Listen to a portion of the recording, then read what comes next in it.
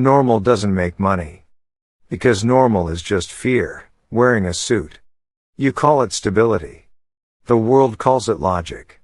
But underneath every cautious choice, there's a silent tremor whispering, please, don't lose. That whisper builds families, careers, nations, all founded on the avoidance of pain. You think trading is about numbers, charts, and discipline. It's not. It's about how much chaos your nervous system can hold before it collapses. The market doesn't destroy you, it exposes you. When you stare at those flickering candles, you're not studying price action, you're watching your own subconscious in motion. Every spike, every dip, is your emotion translated into data. And until you learn to master that language, you'll keep mistaking volatility for threat. So no, I won't teach you how to trade. I'll teach you how to think, because your mind is the market you keep losing to. We're trained to worship safety. From childhood we're told to seek stability, to find a good job, to build a predictable life. We mistake security for wisdom, and comfort for peace.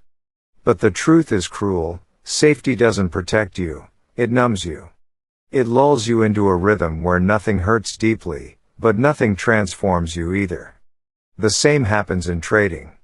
The beginner wants certainty. He builds systems, studies patterns, memorizes strategies, not to understand the market, but to silence the fear that he'll lose. And every time he avoids that fear, it grows stronger. Fear is clever.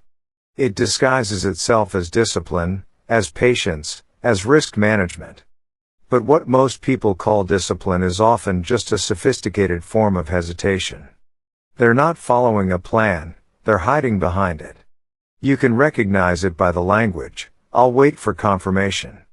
I need a clearer signal. Maybe tomorrow. These are not tactical pauses. They are prayers to the God of certainty. And that God always demands sacrifice, time, energy, and potential. Because while you wait for the perfect setup, opportunity slips quietly through your fingers.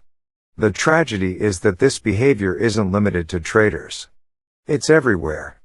People stay in jobs they hate, relationships that suffocate them, routines that dull their soul, all for the illusion of safety. But the market punishes hesitation. It rewards clarity. Not certainty, clarity. The kind that only appears when you've lost enough times to stop caring about being right. The difference between a losing trader and a master is not strategy. It's relationship. One trades against fear. The other trades with it. So here's the paradox. The more you chase safety, the more you lose it.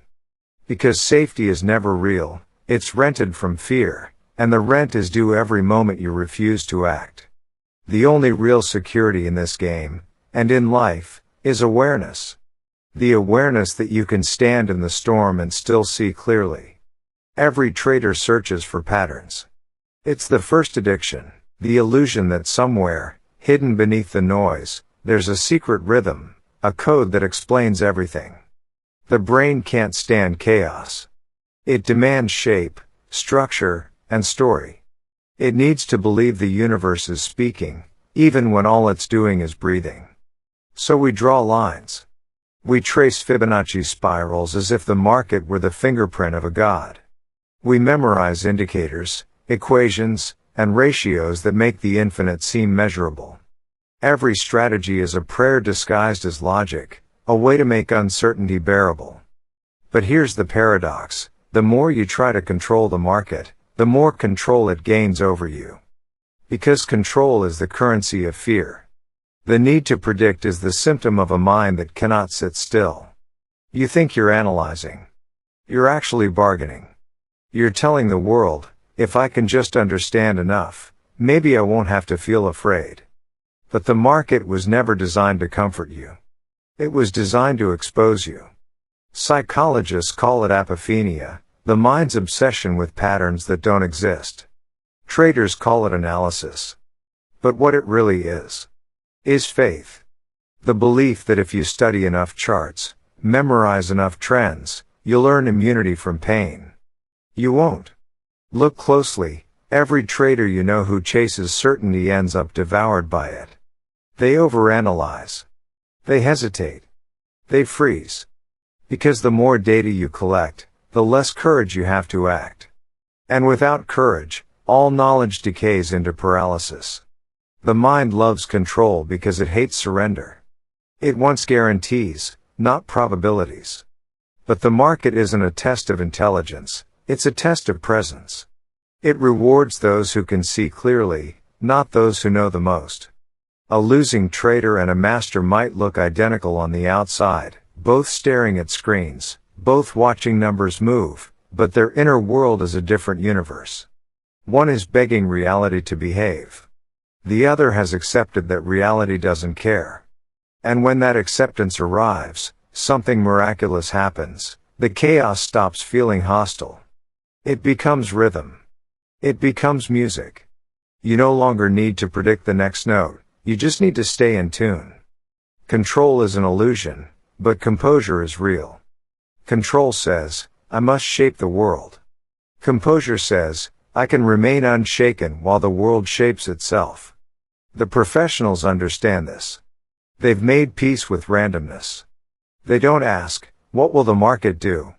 They ask, what will I do when it does? That single shift, from prediction to preparation, is evolution. It's when trading turns from gambling into meditation.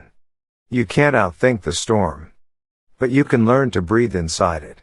You can learn to hold your nerve while others drown in data. And in that moment of stillness, that impossible second where you stop reacting and simply observe, you realize something profound. The market was never chaotic. Your mind was. And when that realization sinks in, the charts look different. The noise turns into signal. The randomness begins to make sense. Not because it changed, but because you did. That's when you stop fighting uncertainty and start moving with it. Not as a trader, but as consciousness learning to let go. Fear is the hidden currency of every market. It moves faster than price, louder than logic, and it trades in silence long before any candle turns red. Fear is what makes people sell early, hold too long, or freeze in the middle, paralyzed between greed and shame. When a trade turns against you, it's never just numbers moving. It's your identity unraveling. The ego whispers, you can't lose. You're smarter than this. You start to defend not your capital, but your self-image. The trade isn't about profit anymore, it's about proving you're not the fool you secretly fear you are. That's why people double down on losing positions. That's why they hold until the account bleeds. They tell themselves, it'll bounce. It has to. And when it does, the worst thing happens, they're rewarded for their mistake. The brain learns the wrong lesson, that survival equals control. So the pattern deepens. The fear grows roots. Most traders aren't trading the market, they're trading their childhood. They're trying to win the approval they never got, or to erase the humiliation of failure. The screen becomes a mirror, and in that reflection, they meet the same wound, again and again. Fear isn't random. It's a signal pointing to the exact place where the ego still lives. It says, here's where you still care too much about being right. Every tremor, every heartbeat, every sudden urge to act is your identity begging not to die. But in trading, that death is required. Because the part of you that seeks safety can never make money. The market rewards detachment, not desperation. People believe the great traders are fearless. They're not. They've simply changed their relationship with fear. They've built a tolerance to chaos the way a monk builds tolerance to silence. They sit inside the noise until it becomes music. They don't eliminate emotion, they integrate it. They turn fear into information. Where others see panic, they see feedback. Where others tighten, they breathe. Fear never disappears. It evolves. It becomes data, a pulse, a compass, a rhythm. The ordinary trader reacts to that pulse, the master listens to it. And the difference between reacting and listening is the difference between ruin and mastery. But the process is brutal. You have to die before you win, not physically, but psychologically. Your pride, your certainty, your obsession with being right, all of it must burn. The ego screams as it dissolves, and the temptation to quit becomes almost holy. But if you can stay conscious inside that fire, something strange happens. The fear stops chasing you. It starts guiding you. That's the paradox at the core of mastery. What you stop resisting starts teaching you. The traders who last are not the bravest. They are the most aware. They've learned to watch their emotions like weather patterns, passing clouds that don't change the sky. Fear is not the opposite of courage. Fear creates courage. It's the raw material from which all presence is built. To reject it is to reject evolution. When you finally accept that you will always feel fear, that it's part of the human machinery, you stop wasting energy pretending to be fearless. You become free to act consciously, even while afraid. And that's where transformation begins. You stop being a participant and become an observer. You stop needing to win and start needing to see. You can't transcend fear by killing it. You transcend it by carrying it without trembling. And when you can look at a massive red candle, a collapsing account, a world on fire, and feel your pulse steady instead of spike, you'll understand what real wealth is. Because real wealth is not money. It's the absence of panic. That's when you realize, the market never wanted your capital. It wanted your consciousness. You've heard it all your life, practice makes perfect. But that's not how the mind works. Practice doesn't make perfect, it makes permanent. Whatever you repeat becomes your reality. If you keep reacting with fear, fear becomes your identity. If you keep chasing control, uncertainty becomes your God. And if you keep clinging to comfort, mediocrity becomes your destiny. That's why so few ever evolve. They think they're practicing discipline, but they're really rehearsing hesitation. They reinforce the same emotional reflexes that destroy them, over and over, until it feels like instinct. But awareness changes everything. Awareness is the great interrupter. It breaks the loop between impulse and action, between emotion and reaction. The moment you observe your fear without labeling it as wrong, it loses power. You no longer trade against it, you trade with it. Fear stops being an obstacle and becomes feedback. It tells you where your ego is still alive. It tells you what you still can't accept. It points to the exact edge between who you are and who you could be. That's the art of mastery, not control, but awareness. Because the market doesn't demand perfection, it demands presence. You can lose money and still win if you remain conscious in the loss. You can win and still fail if your victory feeds delusion. Every time you face a loss with calm, you rewrite your nervous system. You train your body to survive uncertainty without breaking. You prove to yourself that pain is temporary, but awareness is permanent. That's evolution, not intellectual, but biological. The professional trader doesn't chase prediction anymore. He doesn't need to know what comes next. He focuses on response, not foresight. He builds a mind that can stay still while everything burns around it. Because the edge is never knowledge, it's composure. Control is about forcing.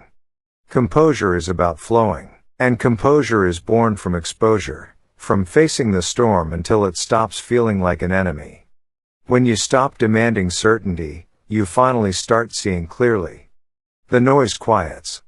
The market stops being a battlefield and becomes a mirror. You no longer ask, what will happen? But what is happening? And that single shift changes everything. You start realizing that clarity pays better than prediction ever will. That peace of mind is the highest leverage position on earth. And that the purpose of trading, the real purpose, isn't to win every trade, but to master your reactions to the ones you lose. When you reach that state, something dissolves. The charts still move, but your heartbeat doesn't. The fear still knocks, but it doesn't enter. And that's when you become untouchable, not because the market obeys you, but because you no longer need it to. One day you'll realize the market was never about money. It was about awareness, about how deeply you could remain conscious while everything you thought you controlled collapsed. Every tick was a heartbeat. Every loss was a lesson. Every surge of panic was an invitation to see who you really were beneath the noise. The market didn't test your skill, it tested your honesty. You thought you were chasing profit. But what you were really chasing was peace, that brief, impossible silence that exists when fear no longer dictates your moves. Money was only the metaphor. The true trade was always between illusion and truth. Between the part of you that wants to feel safe, and the part that longs to be free.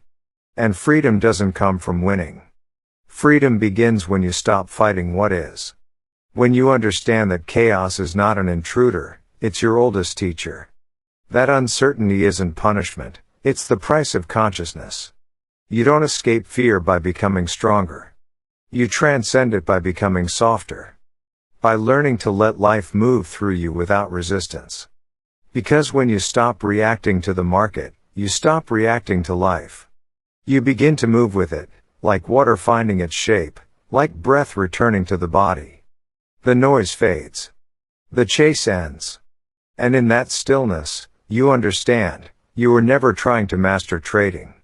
You were trying to master yourself. Maybe the point isn't to win every trade. Maybe it's to stop trading your peace for the illusion of certainty. And in that moment, not when your account grows, not when the numbers align, but when the fear finally dissolves, you become rich. Not in currency, but in consciousness.